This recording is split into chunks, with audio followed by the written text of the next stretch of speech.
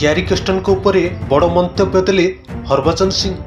କହିଲେ ପାକିସ୍ତାନ ଦଳ ସହ ସମୟ ନଷ୍ଟ କର ନାହିଁ, ଭାରତ ପଳେଇ ଆସ। ଗ୍ୟାରି କେଷ୍ଟନଙ୍କୁ ପାକିସ୍ତାନ ଦଳର କୋଚିଂ ଛାଡ଼ିବା ଉଚିତ ବୋଲି କହିଲେ ପୂର୍ବତନ ଭାରତୀୟ ସ୍ପିନର ହରଭଜନ ସିଂ।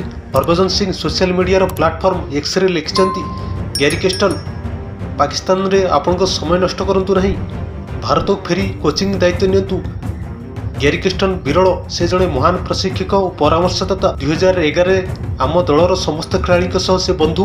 ଗ୍ୟାରି କେଷ୍ଟନ 2011ର ବିଶ୍ୱକପ୍ ବିଜେତା ଦଳର କୋଚ୍ ଅଟନ୍ତି। ଆମେରିକାରେ ଖେଳାଯାଉଥିବା T20 ବିଶ୍ୱକପ୍ ପୂର୍ବରୁ ଗ୍ୟାରି କେଷ୍ଟନ ପାକିସ୍ତାନ ଦଳର କୋଚ୍ ହୋଇଥିଲେ ମଧ୍ୟ ବିଶ୍ୱକପ୍ରେ ପାକିସ୍ତାନର ପ୍ରଦର୍ଶନ ନୈରାଶ୍ୟଜନକ ରହିଛି। ପ୍ରଥମ ରାଉଣ୍ଡରେ ହିଁ ପାକିସ୍ତାନ ଭାରତ ଓ ଆମେରିକା ବିପକ୍ଷରେ ମ୍ୟାଚ୍ ହାରିଥିଲା।